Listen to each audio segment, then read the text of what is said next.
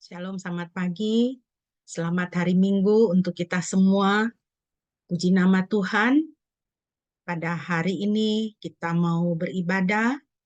Kita bersyukur kepada Tuhan untuk semua kebaikan dan cinta kasih Tuhan. Kita masih berada dalam minggu-minggu kebangkitan Tuhan kita yang kita kasihi. Mari kita mengawali ibadah kita dengan menyatakan kepada Tuhan, aku percaya Tuhanku ajaib.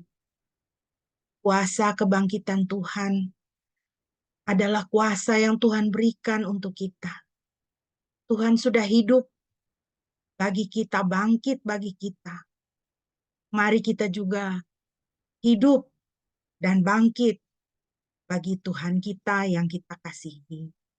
Mari kita menaikkan pujian ini, aku percaya.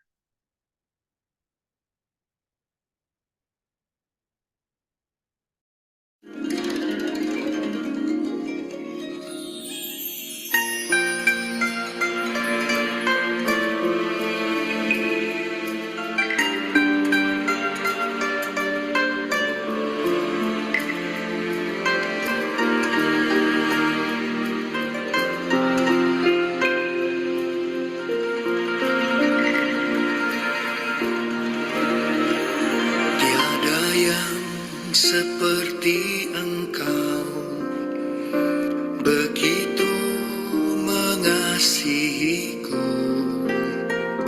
Kau Tuhan sanggup menjawab semua seru doaku.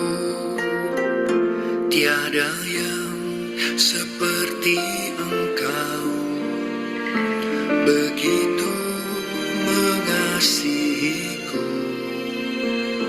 Kau Tuhan sanggup melawan seluruh kehidupanku. Aku percaya Tuhanku ajaib, Kau turun tangan memulihkanku. Aku percaya Tuhanku dahsyat, Kau turun tangan memberkatiku.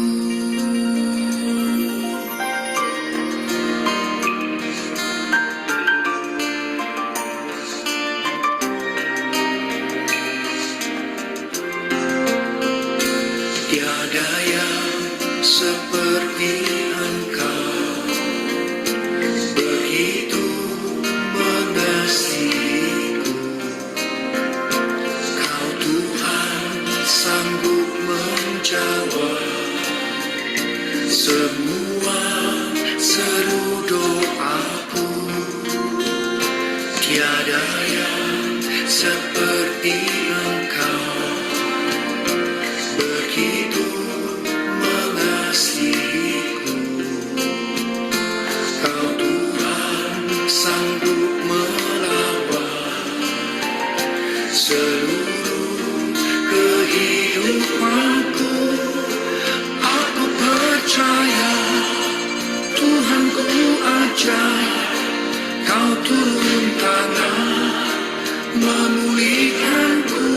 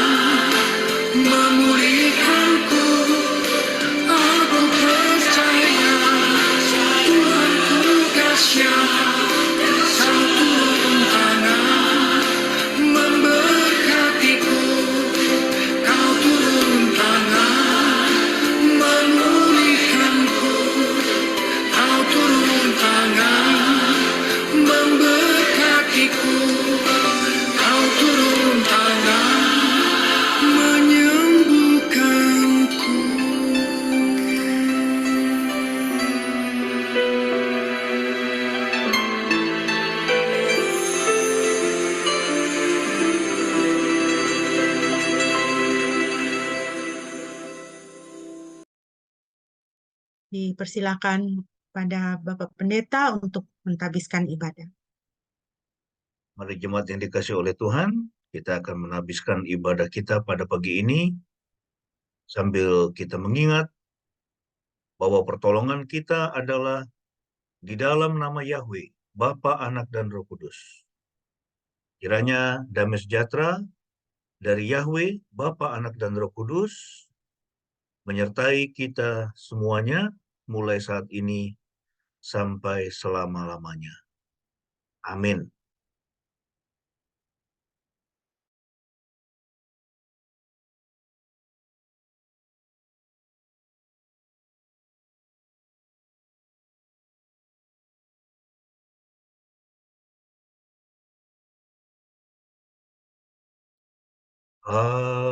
Haleluya, haleluya, haleluya, haleluya, haleluya, amin, amin, amin.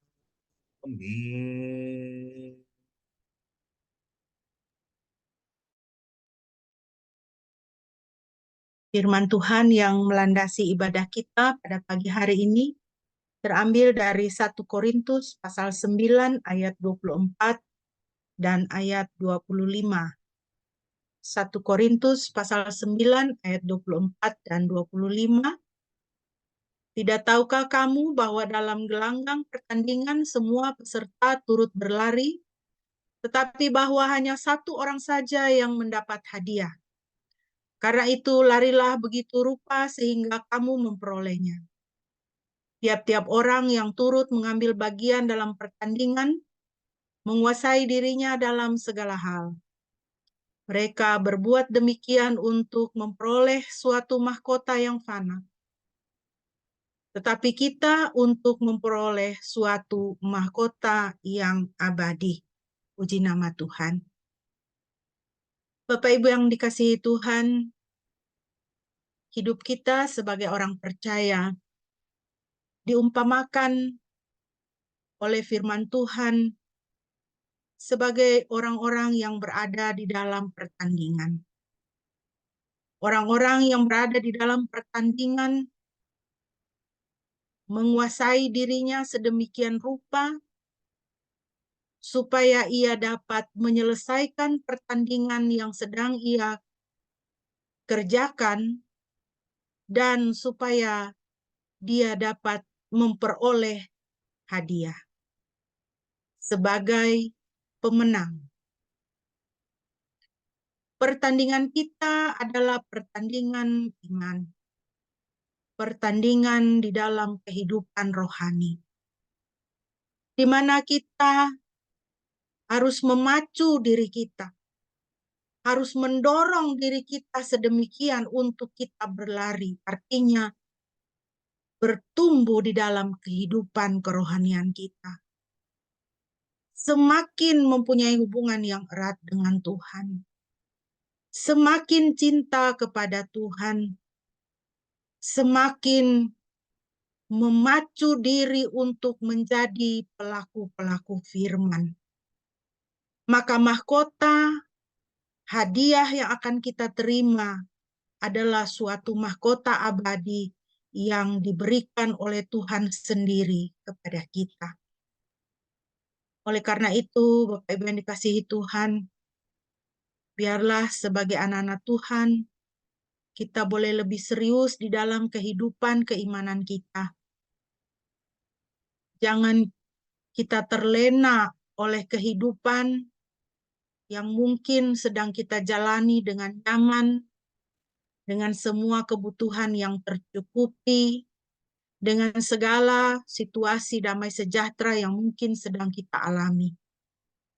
Tetapi juga kita jangan terlena oleh duka cita, terlena oleh masalah, terlena oleh kesusahan hidup, sehingga kita gagal, kita lalai dan kita abai untuk melihat bahwa kita sedang ada di dalam pertandingan untuk memperoleh mahkota yang abadi, upah yang kekal dari Tuhan sendiri.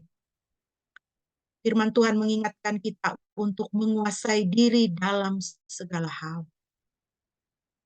Terpujilah Kristus. Mari kita akan memuji Tuhan bersama-sama dengan bermazmur dari Mazmur 122. Mazmur 122 yang nanti akan dibacakan oleh Shine dalam memimpin pembacaan. Bagi kita bermazmur dari Mazmur 122.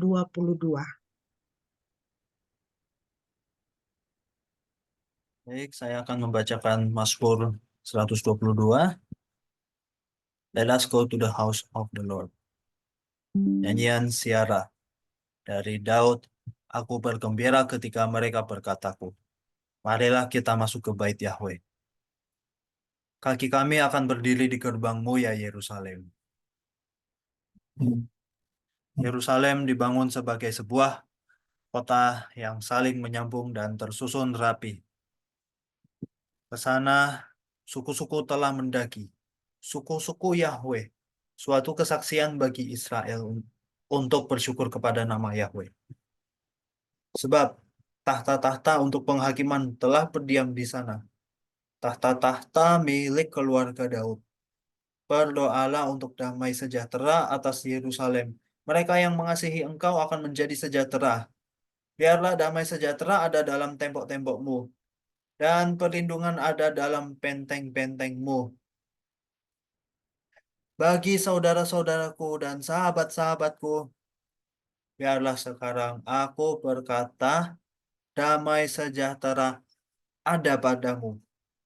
Demi bait Yahweh Elohim kita, biarlah aku mencari kebaikan bagimu. Di nama Tuhan. Puji Tuhan.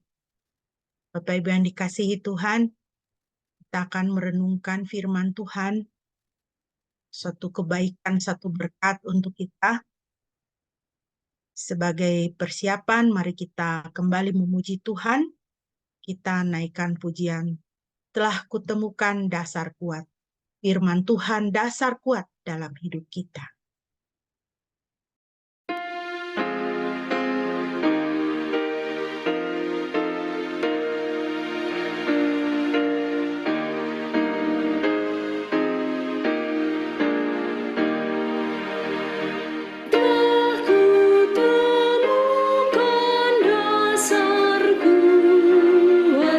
Tempat berpaut jangkarku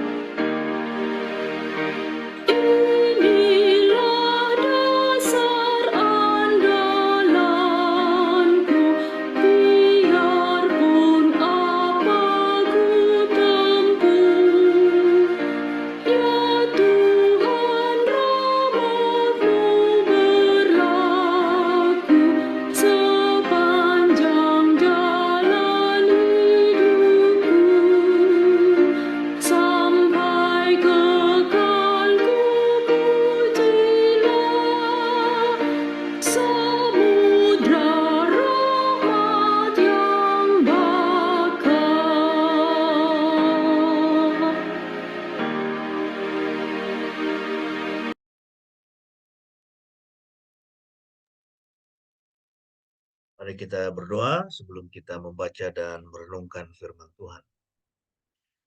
Terima kasih atas rahmat-Mu Tuhan yang Kau berikan kepada kami orang berdosa. Kami boleh ada sebagaimana kami ada. Semua karena cinta kasih-Mu yang tidak pernah berkesudahan. Karena itu tidak ada alasan bagi kami untuk tidak mengucap syukur atas segala kebaikan. Saat ini Tuhan, kami mau duduk diam, mendengar firman-Mu, mendengar suara Tuhan. Kami menolak setiap kuasa-kuasa yang lain, roh-roh jahat di udara yang berusaha mengganggu konsentrasi kami. Kami tolak di dalam nama Tuhan Yesus. Biarlah hanya Roh Kudus yang mengendalikan pikiran kami, hati kami, sehingga semuanya tertuju kepada firman-Mu, agar kami mengerti firman Tuhan. Karena hanya dengan mengerti firman Tuhan, kami bisa menghasilkan buah-buah kekekalan. 100 kali lipat, 60 kali lipat, 30 kali. Berfirmanlah Tuhan, kami sedia mendengar, dan hanya nama Tuhan Yesus ditinggikan ketika kami membaca dan merenungkan sabda. Dalam nama Tuhan Yesus kami berdoa. Amin. Shalom semua, saudara dikasih oleh Tuhan. Selamat pagi, selamat hari Minggu. Saya percaya kita semua dalam keadaan yang baik ya. Oleh karena kasih Tuhan yang boleh kita nikmati. Pagi ini kita akan kembali meneruskan pembacaan kita, bahasan kita dari kitab Yunus, dan kita sudah sampai pada Yunus pasal yang terakhir, yaitu pasal yang keempat. Ayat yang pertama sampai dengan ayat yang ke-11. Apakah di situ ada Mbak Eli? Bisa membaca untuk kita? Eli Susranti. Kalau ada, tolong bacakan untuk kita dari Yunus pasal 4 ayat 1 sampai 11. Ya. Yunus pasal 4 ayat 1 sampai 11. Tetapi hal itu membuat Yunus sangat kecewa dan ia menjadi marah. Maka ia berdoa kepada Yahweh dan berkata, "Ya Yahweh, bukankah telah kukatakan ini ketika aku masih ada di negeriku? Itulah sebabnya aku melarikan diri ke Tarsis, karena aku mengetahui bahwa Engkau adalah Elohim yang penuh rahmat dan berlimpah kasih setia, yang lambat untuk marah dan akan berubah pikiran atas malapetaka yang ditujukan kepada mereka. Sekarang ya Yahweh, aku mohon ambillah nyawaku, karena bagiku lebih baik mati daripada hidup." Tetapi Yahweh berfirman, "Apakah pantas engkau marah kepadaku?" Kemudian keluarlah Yunus dari kota itu dan tinggal di sebelah timur kota itu.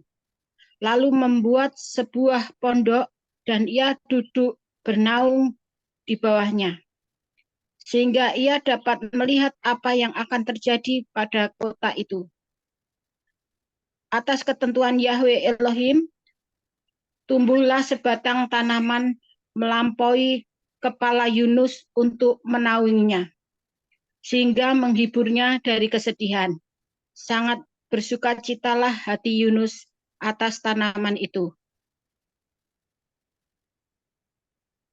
Namun keesokan harinya, pada waktu fajar menyingsing, atas ketentuan Elohim, seekor ulat merusak tanaman itu sehingga menjadi layu. Ketika matahari bersinar, Elohim telah menentukan angin timur yang panas, dan terik matahari menerpa kepala Yunus sehingga ia menjadi lemah lesu.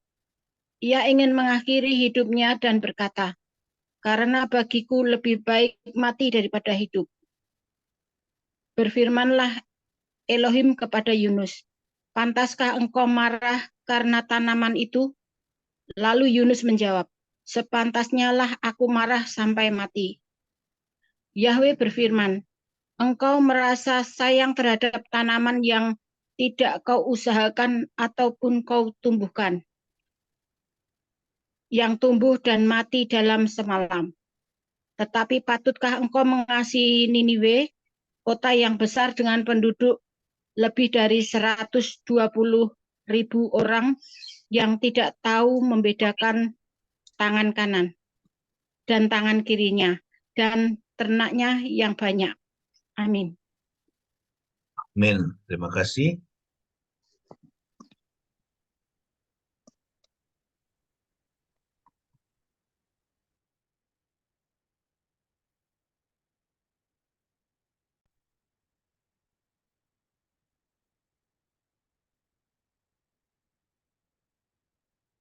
Ya, pagi ini topik kita Tuhan yang berbelas kasih terhadap orang berdosa.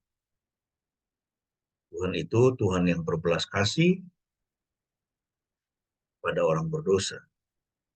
Itu yang kita lihat ya, inti dari Yunus, kitab Yunus ini, bahwa Tuhan itu berbelas kasih kepada orang-orang Niniwe, dikatakan tidak bisa membedakan tangan kiri dan tangan kanan. Waktu kita membaca ya, atau kita merenungkan kata Tuhan ya dan belas kasih, apa yang terlintas di benak kita ketika kita memikirkan kata Tuhan dan belas kasih?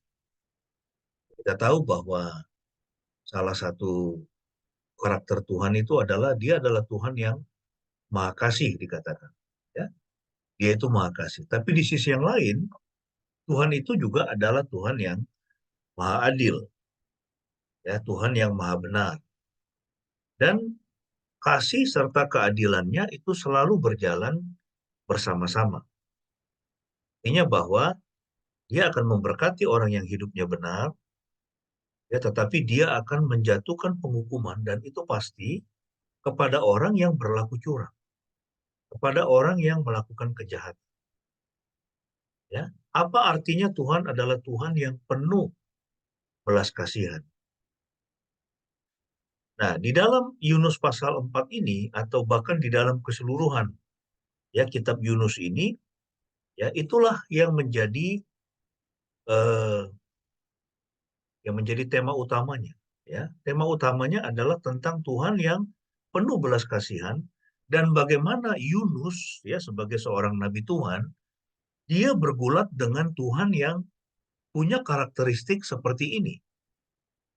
Dan kalau kita menarik ke Perjanjian Baru, kita juga bertemu dengan para pemungut cukai, ya, orang-orang Farisi, bahkan para imam yang juga bergulat ya atau bergumul dengan sosok Tuhan seperti itu yang direpresentasikan oleh Tuhan Yesus. Ya, misalnya kita membaca di dalam Lukas pasal yang ke-15 ya kalau tidak salah. Di situ dikatakan Yohanes ya, itu Yohanes pasal Lukas saya kira itu, di mana dikatakan Tuhan Yesus itu dia selalu ya dekat ya, dia selalu bergaul ya dengan orang-orang berdosa dan para pemungut cukai, sehingga para imam ya orang-orang Farisi itu bersungut-sungut. Ya, mereka tidak bisa membayangkan Tuhan yang ya justru dekat dengan orang berdosa, Tuhan yang bergaul dengan orang berdosa. Ya, padahal sebetulnya bukan karena Tuhan Yesus itu setuju dengan dosa-dosa yang dilakukan oleh para pemungut cukai yang sering memeras ya, menindas masyarakat, ya bahkan mencuri ya, itu dikatakan seperti itu, atau dengan itu para pelacur atau orang-orang berdosa lainnya, bukan karena Tuhan Yesus setuju dengan dosa mereka. Ya, tetapi karena Tuhan ingin menyelamatkan mereka. Tuhan ingin agar mereka mengetahui kebenaran. Ya. Tuhan membenci dosa. Ya, tetapi Tuhan dia selalu mengasihi orang berdosa ya, sehingga itulah sebabnya mengapa saya sering mengatakan bahwa kita harus memiliki hati seperti Tuhan. Ya, kita harus memiliki perspektif seperti Tuhan, yaitu apa?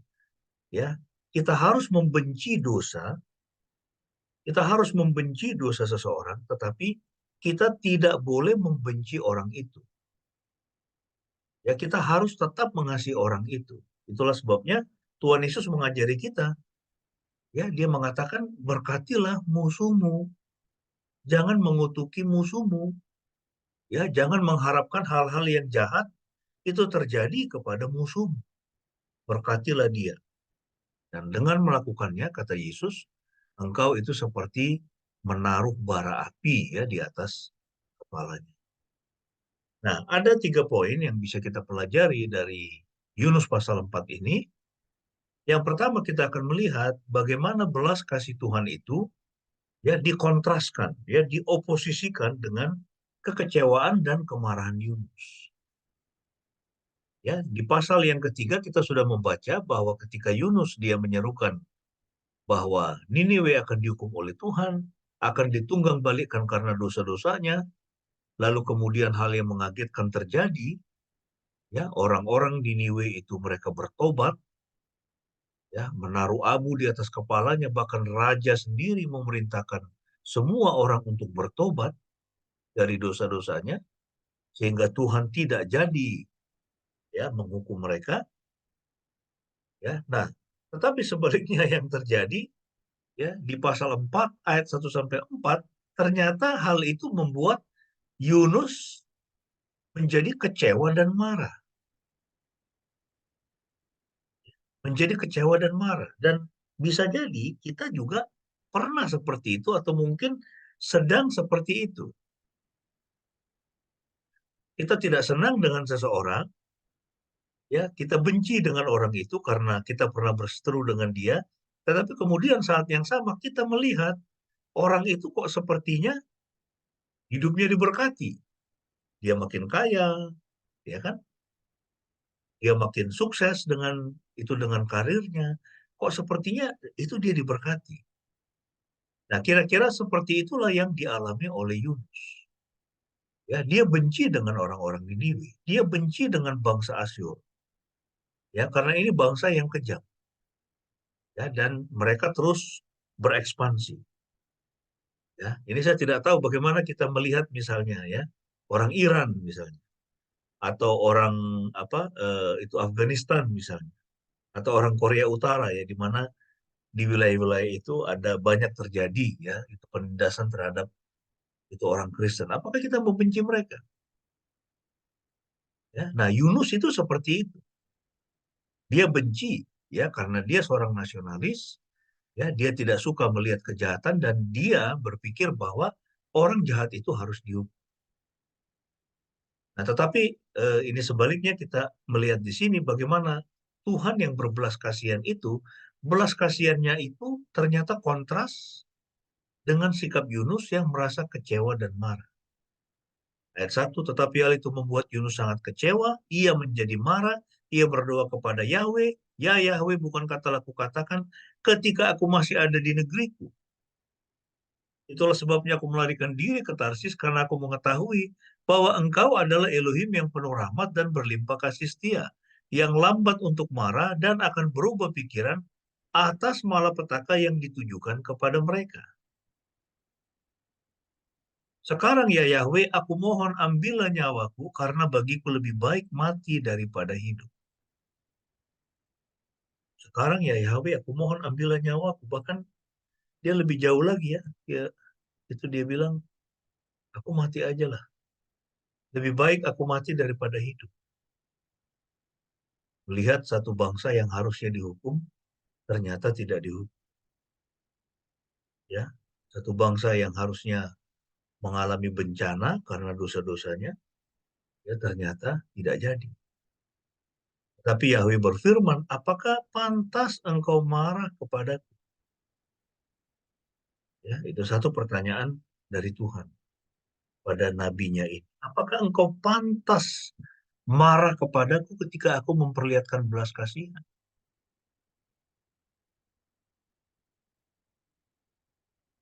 Yunus kecewa karena Tuhan mengampuni orang Niniwe yang merupakan musuh Israel. Ya, dia menjadi kecewa dan marah karena Tuhan mengampuni musuh-musuh orang Israel. Ya, Ini pertanyaan untuk kita, apakah kita pernah merasa kecewa dan marah kepada Tuhan? Dalam konteks ada orang yang menyakiti kita, tetapi ternyata hidupnya lebih baik. Ya. Nah, ada satu pelajaran rohani yang penting, dan itu juga yang selalu, ya itu saya taruh di dalam pikiran saya, kita harus selalu menjaga hati kita dengan segala kewaspadaan, yaitu apa? Jangan pernah mengharapkan hal-hal buruk terjadi pada orang lain. Sejahat apapun dia. Jangan pernah berharap atau mendoakan hal buruk terjadi pada seseorang. Ya, itu sejahat apapun dia kepada kita. Kenapa? Karena ingat Tuhan itu Tuhan yang adil. Itu salah satu karakternya. Tuhan itu Tuhan yang adil. Ya, dan justice, keadilannya itu pada saatnya akan dia nyatakan. Serapat apapun seseorang menyembunyikan dosanya satu waktu, itu akan Tuhan buka. Tuhan itu adil. Itulah sebabnya mengapa di dalam Alkitab ya ada beberapa ayat bisa kita baca di situ. Jangan menuntut balas. Ya, itu pembalasan itu bukan hak kita katanya. Ya, pembalasan itu adalah hak Tuhan. Ya, jangan menuntut revenge. Ya, itu kalau pembalasan itu, ya, itu bahasa Inggrisnya itu revenge, balas dendam. Itu bukan hak kita, itu hak Tuhan. Tapi kita bisa menuntut keadilan. Tuhan, ini saya ada perkara ini, saya memohonkan keadilan. Itu beda ya, justice and revenge. Revenge itu bukan hak kita. Revenge itu hak Tuhan. Dan kalau dia sudah bertindak, orang jahat itu pasti akan dihukum. Kalau orang jahat itu tidak bertobat. Ya. Orang jahat itu pasti akan Tuhan hukum. Kalau tidak. Pernahkah Anda mencoba menunggu sesuatu yang hebat? Tetapi kemudian hal hebat itu jatuh ke tangan orang lain yang menurut Anda, orang itu tidak pantas mendapatkannya. Aku sudah bekerja keras. Oh, yang dipromosikan itu orang lain, bukan saya. Lalu kita kemudian merasa iri. Hati-hati. Dosa iri hati itu sangat berbahaya. Orang yang iri hati itu adalah orang yang merasa pahit pada dirinya. Mengapa orang iri hati? Karena dia merasa pahit terhadap dirinya. Dia merasa dia tidak berharga. Dia merasa dia tidak dikasihi. Dia merasa Tuhan meninggalkan dia. Ingat bahwa Tuhan itu dia punya, ya dia sudah menentukan porsi bagi tiap-tiap orang. Makanya firman Tuhan mengatakan banyak diberi, banyak juga dituntut. Ya, orang kalau banyak diberi, itu harus dia juga memberi. Tuntutannya makin banyak. Itu jangan pikir jadi orang kaya itu enak loh. Semakin Anda kaya, raya, ya, maka tuntutannya juga semakin besar. Tanggung jawabnya semakin besar. Kalau orang menolak untuk melaksanakan tanggung jawab itu, maka kekayaannya akan jadi kutuk buat dia. Makanya banyak orang kaya itu yang ya hari-hari hidupnya habis buat berobat.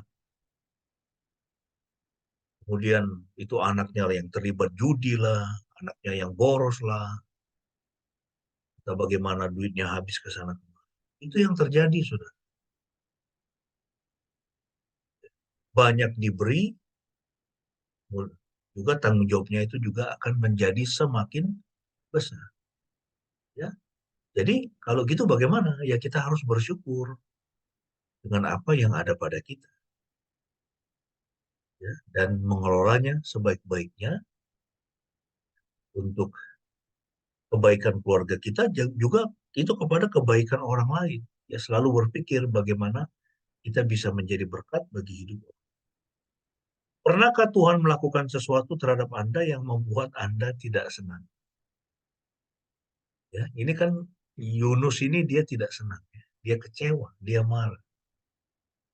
Dia marah melihat pertobatan orang jahat. Lucu. Mengapa? Karena Yunus tidak memiliki hati Tuhan. Dia nabi Tuhan, dia mengerti firman Tuhan, dia menerima. Ya, itu firman Tuhan. Kalau dalam konteks sekarang, ya mungkin dia adalah pendeta, dia seorang teolog. Dia ngerti teologi, dia ngerti isi Alkitab, ya, tetapi dia tidak mengerti Tuhan yang dia pelajari itu, karakternya itu seperti apa. Ya, dan melalui kitab Yunus kita diingatkan bahwa Tuhan itu adalah Tuhan yang berbelas kasih. Ya, pemberontakan itu mempunyai bentuk yang berbeda-beda. Tuhan menjawab Yunus dalam bentuk pertanyaan, apakah pantas kamu marah? Apakah engkau pantas marah? Kalau aku berbelas kasihan kepada orang jahat, apakah engkau pantas marah? Mereka bertobat lalu kemudian aku tidak jadi menghukum mereka. Ya, Tuhan tidak hanya ingin tahu kenapa dia marah, tetapi dia juga bertanya kepada Yunus, apakah kemarahannya bisa dibenarkan? Ya, mungkin ada di antara kita yang pernah atau mungkin sedang marah kepada Tuhan untuk keadaan-keadaan yang kita alami.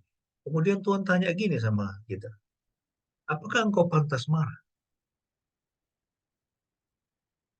Karena kemarahan kita kepada Tuhan itu memperlihatkan kita tidak sedang memiliki relasi yang baik kepada Tuhan. Dan itu adalah dosa. Ya, kadang-kadang kita perlu berdoa juga. Ya, mohon ampun. Tuhan, saya mohon ampun karena aku marah kepadamu. Ya, di dalam ketidakmengertian kita sebagai manusia bisa jadi kita marah kepada Tuhan. Kita mempersalahkan Tuhan. Kenapa hal ini terjadi?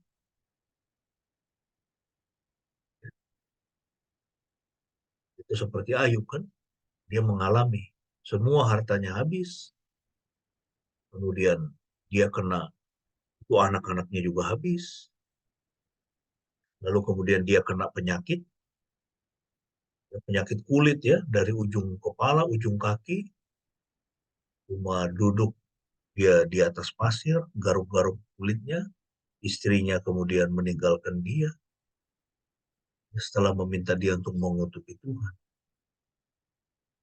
Tapi Yunus dia tidak mau mempersalahkan Tuhan. Dia tetap punya pemahaman yang benar, ya, dia tetap mengasihi Tuhan. Jadi ada satu kesadaran tertinggi di dalam benak kita, ya, kita harus selalu simpan baik-baik, ya, kesadaran itu bahwa Tuhan itu baik. Kita harus selalu punya kesadaran itu. Ya, sesulit apapun situasi yang sedang kita hadapi, kita harus simpan baik-baik di dalam benak kita. Tuhan itu baik. Jangan pernah mempersalahkan Tuhan. Ya, dengan bersikap seperti ini, itu artinya apa? Yunus itu dia mempersalahkan Tuhan, kan? Ya, dia mempersalahkan Tuhan, dia kecewa kepada Tuhan, ya, dia marah kepada Tuhan. Ya. Jadi ketika Tuhan memberkati orang lain, hidup orang lain bisa jadi ada orang yang marah. Kenapa orang itu marah? Karena dia iri hati. Kenapa dia iri hati? Karena dia punya masalah kepahitan. Ya, dia pahit kepada dirinya. Yang kedua, sudah pemberian kemurahan Tuhan. Kita bisa melihat ayat Yunus dari Yunus 4 ayat 5 sampai 9. Ya, kemurahan Tuhan yang diberikan itu adalah penghiburan bagi yang merajuk dan buta. Ya, Yunus ini adalah nabi Tuhan yang merajuk, ngomel-ngomel, juga dia buta. Ya, dia buta. Kemudian keluarlah Yunus dari kota itu, tinggal di sebelah timur, membuat sebuah pondok, duduk bernaung di bawahnya, sehingga ia dapat melihat apa yang akan terjadi pada kota itu. Ya, dan kita tahu, tidak ada yang terjadi. Hukuman seperti yang dialami Sodom dan Gomora tidak terjadi. Atas ketentuan Yahweh Elohim, tumbuhlah sebatang tanaman, melampaui kepala Yunus untuk menaunginya. sehingga menghiburnya dari kesedihan. Sangat bersuka citalah hati Yunus atas tanaman itu. Namun keesokan harinya pada waktu fajar menyingsing, atas ketentuan Elohim, seekor ulat merusak tanaman itu sehingga menjadi layu. Ketika matahari bersinar, Elohim telah menentukan angin timur yang panas, dan terik matahari menerpa kepala Yunus, sehingga ia menjadi lemah lesu. Ia ingin mengakhiri hidupnya dan berkata, karena bagiku lebih baik mati daripada hidup. Berfirmanlah Elohim kepada Yunus, pantaskah engkau marah karena tanaman itu? Ya. Ini saya highlight merah ya untuk kita bisa melihat bahwa ini statement yang penting. Ya, kalau sebelumnya Tuhan bilang apa? Ya, itu pantaskah engkau marah? Apakah pantas engkau marah kepadaku? Ya kan? Tapi Yunus gak menjawab. Ya, itu dia gak berani. Pantaskah engkau marah kepadaku atas pertobatan orang Niniwe dan bahwa mereka tidak jadi dihukum? Apakah engkau pantas marah kepadaku? Yunus tidak berani menjawab. Dia pikir, wah celaka ini gue nih. Kalau gue marah sama Tuhan. Tapi sekarang, apa yang terjadi setelah Tuhan itu menumbuhkan sebatang tanaman ya untuk menaungi kepala Yunus sehingga dia merasa sangat bersuka cita. Tapi kemudian keesokan harinya ada ulat merusak tanaman sehingga layu. Kemudian Yunus itu kembali kesal, kembali kecewa dan ingin mengakhiri hidupnya. Ini hamba Tuhan yang dia selalu berpikir mau bunuh diri aja atau mati aja. Karena bagiku lebih baik mati daripada hidup. Tapi kemudian Tuhan dia berfirman kepada Yunus, pantaskah engkau marah karena tanaman itu? Nah, jadi sebetulnya di sini Tuhan itu sedang memberikan satu pelajaran rohani kepada Yunus. Nanti kita melihat apa pelajaran Yohanes. Lalu Yunus menjawab, sepantasnya aku marah sampai mati. Bayangkan, saudara. Ya, betapa kerdil hatinya. Ya, betapa cetek pemahamannya tentang kebenaran. Dia bilang, sepantasnya aku marah sampai mati. Gara-gara tanaman itu. Apakah kita pernah punya pemikiran seperti itu? Kalau apa yang kita bangun, Tuhan biarkan hancur. Ya kan? Dalam konteks terjadi gempa bumi misalnya. Orang rumahnya hilang, bahkan rumah-rumah gedung yang mentereng dalam sekejap habis. Itu selalu bisa aja terjadi kan, dalam sekejap orang hartanya habis. Banyak kasus ya kita dengar. Mungkin tetangga kita ada yang seperti itu. Saya bertemu dengan orang-orang yang dulunya begitu kaya, kemudian sekarang tidak punya apa-apa. Dulu bisa bolak-balik Amerika, sekarang tidak punya apa-apa. Setelah terlilit utang, habis semua. Jadi mengalami situasi yang sangat sulit. Kemudian marah kepada Tuhan. Nah, kita lihat di sini Tuhan itu berkata kepada Yunus, pantaskah engkau marah karena tanaman itu?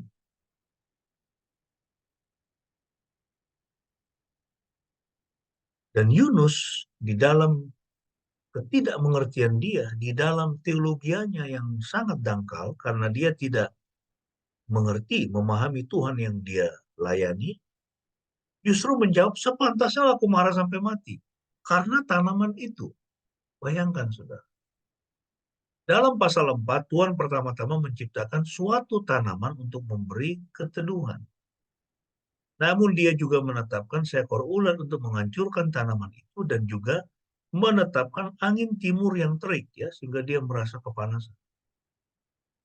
Pada titik ini Yunus sudah pingsan dan dia meminta agar dia mati.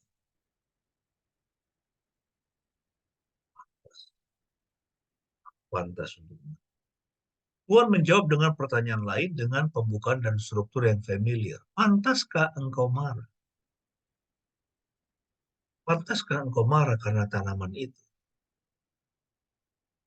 Jadi apa pelajarannya? Kalau kita lihat di sini, Yunus kesal karena Tuhan tidak mengampuni tanaman itu. Ya kita lihat kan atas penentuan Tuhan kan ulat itu. Jadi di dalam hidup kita semua hal yang terjadi baik dan buruk semuanya ada di dalam penentuannya Tuhan. Kita mesti ingat itu. Hidup dan mati semua ada dalam penentuan Tuhan. Ya. Begitupun dengan tanaman yang dia tumbuhkan dalam sekejap, tapi kemudian juga dia ambil dalam sekejap. Yang membuat Yunus menjadi kesal. Kok Tuhan tidak mengampuni tanaman itu? Biarkan aja lah, biar aku bisa ada tempat buat berteduh. Yunus kesal karena Tuhan tidak mengampuni tanaman itu. Pada saat yang sama, dia kesal karena Tuhan tidak mengampuni umatnya. Karena Tuhan tidak mengampuni orang-orang Niniwe. Dia menjadi kesal. Ya, ini sesuatu yang tidak konsisten. Ya, dalam kedua kasus tersebut, kemarahan dan frustasinya berkisar pada dirinya sendiri dan Tuhan sedang berusaha membantunya melihat hal itu. Coba lihat. Ya, itu coba bandingkan. Ini tanaman, ini manusia. Dan ini bukan hanya satu manusia, tapi 120.000 manusia. Yaitu penduduk Niniwe. Yunus kesal dengan satu tanaman yang Tuhan bunuh dalam sekejap. Tuhan biarkan terbunuh dalam sekejap. Dia kesal dengan ini, tetapi dia tidak kesal karena Tuhan menyelamatkan dia menjadi kesal, dia juga marah karena Tuhan menyelamatkan 120.000 manusia. Justru dia akan bersuka cita kalau 120.000 manusia ini dibinasakan oleh Tuhan. Jadi Yunus ini kalau kita lihat, itu seperti ahli-ahli Taurat itu kan, orang-orang Farisi. Yang mereka itu sangat kencang sekali berpegang kepada Taurat, kepada hukum pembalasan, mata ganti mata, gigi ganti gigi. Ya. Tapi sekarang pertanyaannya, di mana belas kasihan? Saya pribadi, saya sedih kalau orang-orang Kristen kemudian ya bereforia gitu ya. Israel menghabisin Gaza, membunuh begitu banyak ya. Ini sekarang manusia ada berapa juta orang ini? 1,5 kan? Mereka hidup dengan begitu susah. Betul, ada kesalahan, ada dosa Hamas. Ya, tapi juga banyak rakyat biasa yang tidak berdosa di situ, yang sedang kelaparan. Dan bagaimana kita melihat itu? Ya. Apakah Tuhan tidak mengasihi itu? Itu orang-orang Gaza itu. Tentu Tuhan mengasihi mereka. Ya, semua ada di dalam objek Tuhan. Bagaimana sikap kita melihat Iran dengan Israel misalnya? Ketika Iran itu meluncurkan rudal dan drone sampai ratusan, apakah kemudian kita sebagai orang Kristen benci dengan orang Iran? Tidak boleh membenci manusia. Karena mereka pun adalah objek dari kasih Tuhan. Ya, Tuhan mengasihi orang-orang Iran. Sama halnya dengan Tuhan mengasihi orang Israel. Tuhan mengasihi semua orang. Ya, Tuhan mengasihi semua bangsa. Dan satu jiwa manusia, itu kata Dr. Billy Graham, itu jauh lebih berharga daripada seluruh dunia ini dijadikan satu. Dia mengatakan dalam satu khotbahnya, kalau di bumi kita ini, di dunia kita ini, hanya ada satu orang yang berdosa, maka untuk satu orang itu pun Tuhan Yesus akan datang dan mati demi menyelamatkan dia. Karena satu manusia itu jauh lebih berharga daripada seluruh dunia ini. Kenapa? Karena manusia diciptakan serupa dan segambar dengan diri Tuhan sendiri.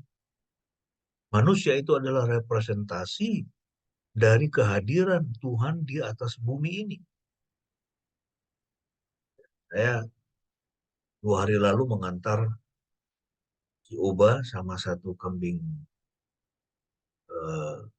bursa pera, si Snowflake, ke satu SLB di Purworejo. Ya, mereka sedang kesulitan keuangan. Saya sedang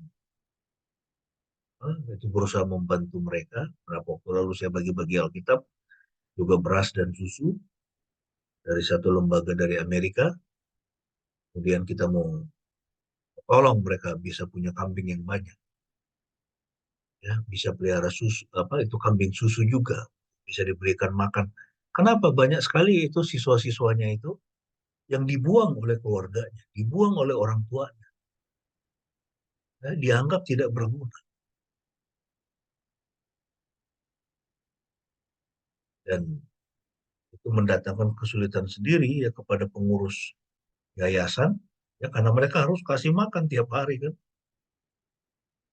Ada 75 orang. Ada yang bayar hanya sekedarnya. Ini padahal ini adalah jiwa manusia. Dia punya roh ini. Harus dikasih.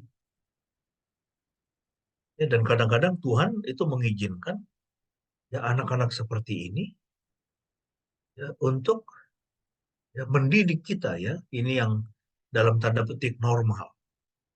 Apakah kita punya kasih untuk melayani anak-anak seperti ini?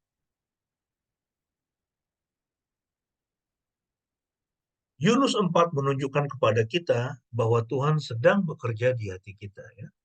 Dia menjawab doa kita untuk pertumbuhan dengan menunjukkan isi hati kita dan mengacaukan rencana kita atau bahkan menghancurkan tanaman yang memberi kita kenyamanan.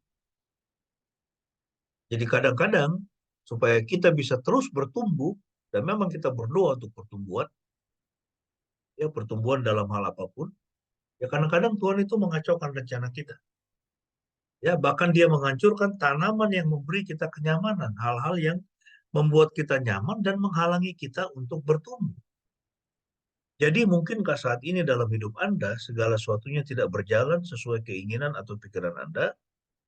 Namun Tuhan sedang bekerja untuk membantu Anda melepaskan hal-hal kecil yang mengganggu yang masih Anda pegang untuk memberi Anda lebih banyak tentang dirinya. Tuhan sedang bekerja membantu kita melepaskan hal-hal kecil yang mengganggu yang mungkin masih kita pegang. Ini seperti Yunus ini kan. Jadi ada hal-hal yang menghalangi dia untuk melihat Tuhan sebagaimana adanya Tuhan. Yaitu sikap nasionalistis, sikap prejudis. Ya, lebih mementingkan hukum ya mata ganti mata, gigi ganti gigi. Tapi dia gagal untuk melihat ya dengan mata yang berbelas kasihan. Mari kita belajar untuk memiliki hati yang penuh dengan belas kasihan. Bagian yang terakhir, ayat 10 sampai 11. Hati yang penuh belas kasihan Tuhan. Ya, belajarlah tentang diri Anda sendiri, tentang Tuhan dan orang. Ayat 10, Tuhan berfirman, engkau merasa sayang terhadap tanaman yang tidak kau usahakan ataupun kau tumbuhkan, yang tumbuh dan mati dalam semalam. Yunus itu sayang dengan tanaman itu. Padahal dia tidak mengusahakannya. Dia tidak menumbuhkannya juga. Ya, tumbuh dan mati dalam semalam. Jadi ini Tuhan kontraskan ini kan. Lalu kemudian Tuhan itu berkata kepada Yunus, tidak patutkah aku mengasihani Niniwe? Ya, kota yang besar dengan penduduk lebih dari 120.000 orang yang tidak tahu membedakan tangan kanan dan tangan kiri dan ternaknya yang banyak. Mengapa engkau lebih peduli dengan tanaman daripada 120.000 orang. Padahal ya bahkan Tuhan Yesus pun akan datang untuk satu orang berdosa yang ada di bumi ini, dia akan mati untuk orang itu. Karena satu jiwa manusia itu lebih besar nilainya daripada seluruh dunia ini, seluruh kekayaan dunia ini dijadikan satu. Itulah sebabnya Tuhan Yesus dia mengatakan apa? Apa gunanya kau memiliki seluruh dunia, tetapi kau kehilangan jiwa? Apa gunanya kau memiliki banyak harta, tapi jiwamu binasa di neraka? Ya, kita meninggalkan dunia ini sepeser pun tidak ada yang kita bawa. Benar? 5 perak pun tidak ada yang kita bawa. Kita tidak lagi terhubung dengan itu. Mengapa kita begitu khawatir? Mengapa kita begitu concern dengan harta dunia ini daripada Tuhan? Ya. Tidak patutkah aku mengasihani Niniwe? Aku tentu mengasihani. Karena Tuhan mengasihi orang yang berdosa. Yunus sayang terhadap tanaman, tetapi apakah dia sayang kepada manusia? Siapapun orang itu. Tuhan ingin menunjukkan kepada Yunus betapa besar kemurahannya dan betapa kecilnya hati Yunus. Yang bisa kita pelajari dari kitab Yunus. Kitab Yunus tidak diakhiri dengan penyelesaian yang tepat. Kita tidak tahu ya bagaimana tanggapan Yunus. Ya. Namun ayat ini dengan jelas menunjukkan kepada kita bahwa kemurahan Tuhan, belas kasihan Tuhan itu berbeda dengan hati Yunus yang kecil. Ya, Tuhan yang berbelas kasihan itu berbeda dengan hati Yunus yang kecil. Ya, bukankah kita semua ini hidup karena belas kasihan Tuhan? Ya, hidup karena belas kasihan Tuhan. Tuhan banyak buka-buka pintu itu semua belas kasihan dia, cara dia. Kita nggak minta juga, dia kasih.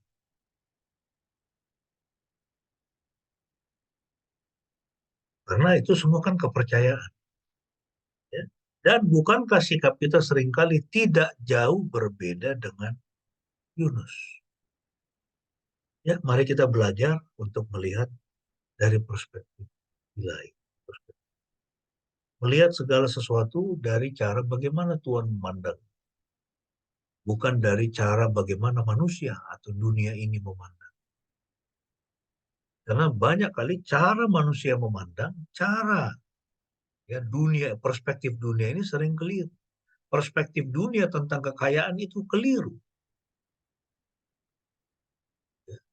Banyak sekali, ya itu cara pandang dunia ini yang salah, yang keliru. Itulah sebabnya mengapa kita harus selalu membaca Alkitab dan ya, itu mengerti firman Tuhan, harus mengerti firman Tuhan supaya apa? Kita memiliki perspektif yang benar tentang kehidupan.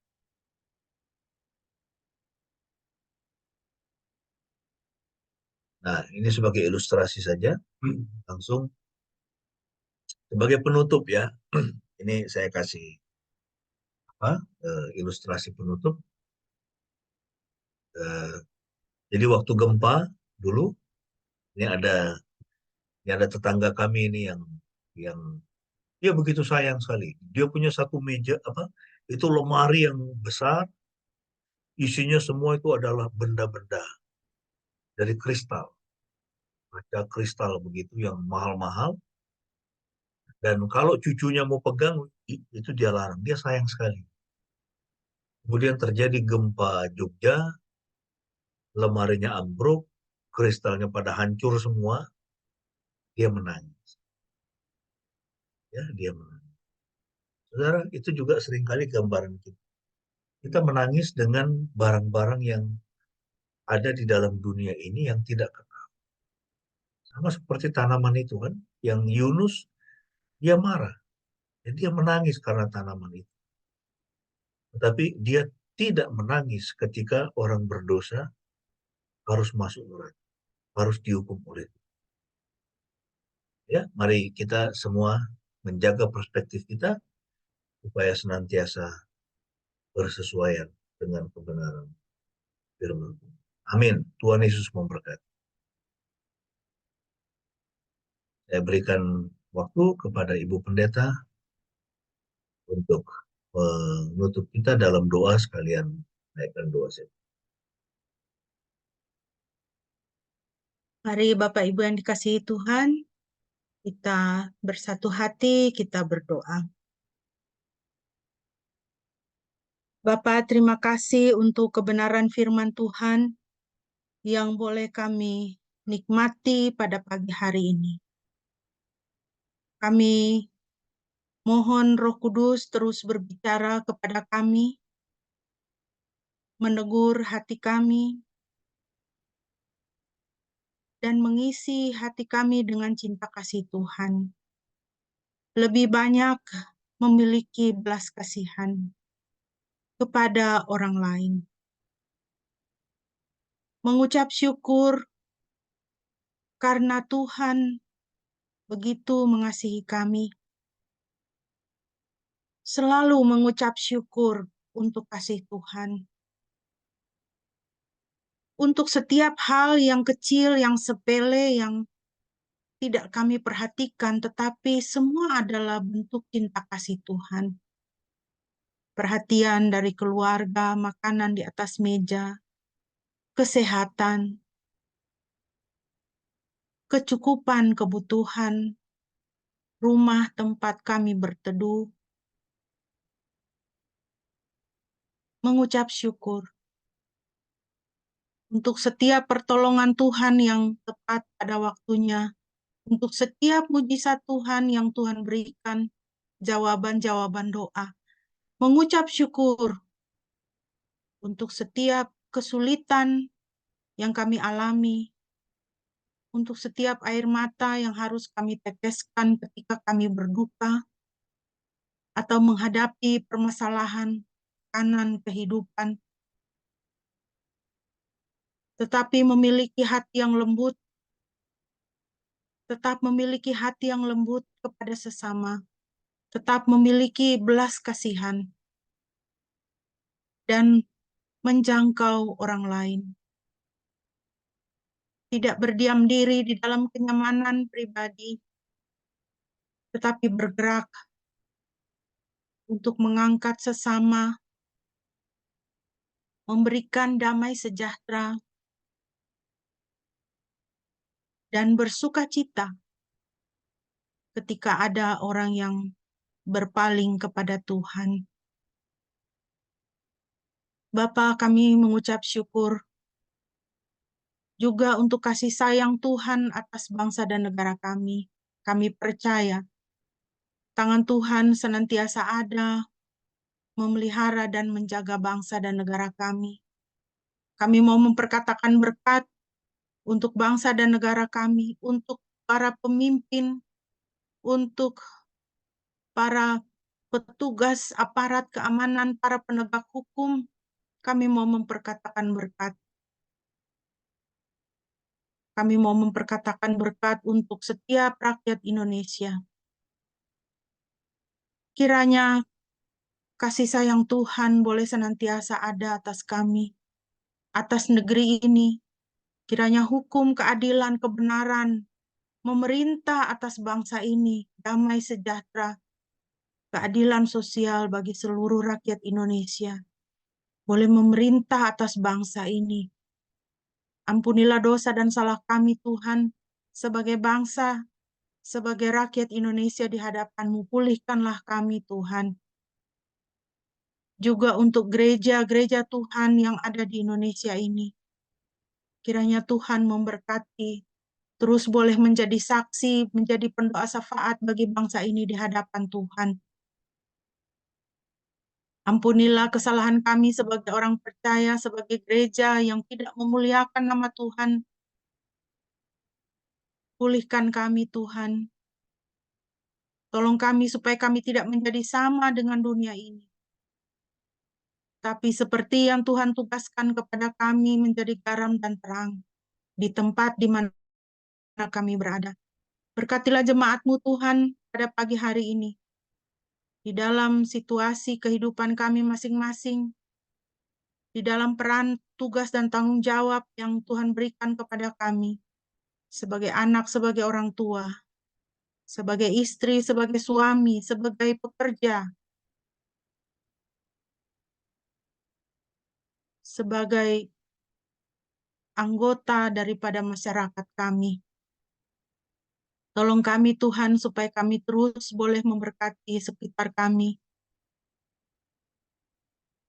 Terima kasih Bapa. Yang sakit Tuhan berikanlah kesembuhan. Yang sedang bergumul Tuhan berikan pengharapan dan kekuatan. Kami yang memiliki doa-doa pribadi, pergumulan di hadapan Tuhan, kiranya Tuhan berkenan memberikan jawaban dan jalan keluar, supaya kami dapat bersuka cita di dalam hari-hari kami. Terima kasih Bapa di dalam surga. Kami alaskan doa kami pada pagi hari ini hanya di dalam nama Yesus, Tuhan yang bangkit dan menang bagi kami semua. Tuhan yang telah mengajarkan kami berdoa demikian. Bapa kami yang ada di dalam surga, dikuduskanlah nama-Mu. Datanglah kerajaan-Mu, jadilah kehendak-Mu di bumi seperti di surga. Berikanlah kami pada hari ini makanan kami yang secukupnya, dan ampunilah kami akan kesalahan kami, seperti kami juga mengampuni orang yang bersalah kepada kami. Dan janganlah membawa kami ke dalam pencobaan, tetapi lepaskanlah kami daripada yang jahat, karena Engkau-lah yang punya kerajaan dan kuasa dan kemuliaan sampai selama-lamanya. Amin.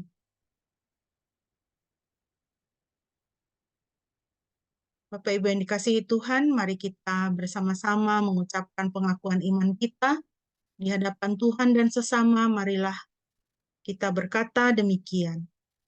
Aku percaya kepada Elohim, Bapa yang Maha Kuasa, Khalik langit dan bumi, dan kepada Yesus Kristus, anaknya yang tunggal Tuhan kita, yang dikandung dari Roh Kudus, lahir dari anak darah Maria, yang menderita sengsara di bawah pemerintahan Pontius Pilatus, disalibkan, mati dan dikuburkan, turun ke dalam kerajaan maut. Pada hari yang ketiga bangkit pula dari antara orang mati, naik ke sorga, duduk di sebelah kanan Elohim Bapa yang Maha Kuasa, dan dari sana Ia akan datang untuk menghakimi orang yang hidup dan yang mati. Aku percaya kepada Roh Kudus, gereja yang kudus dan am, persekutuan orang kudus, pengampunan dosa, kebangkitan tubuh dan hidup yang kekal. Amin.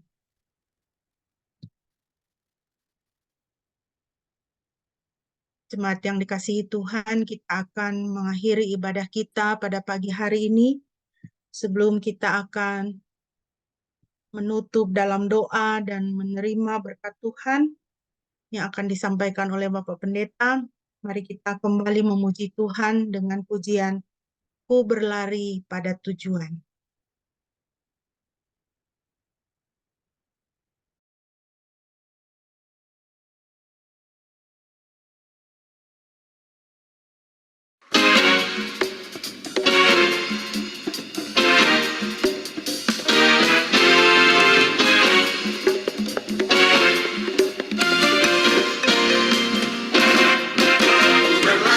Berlari pada tujuan, bekerja di ladang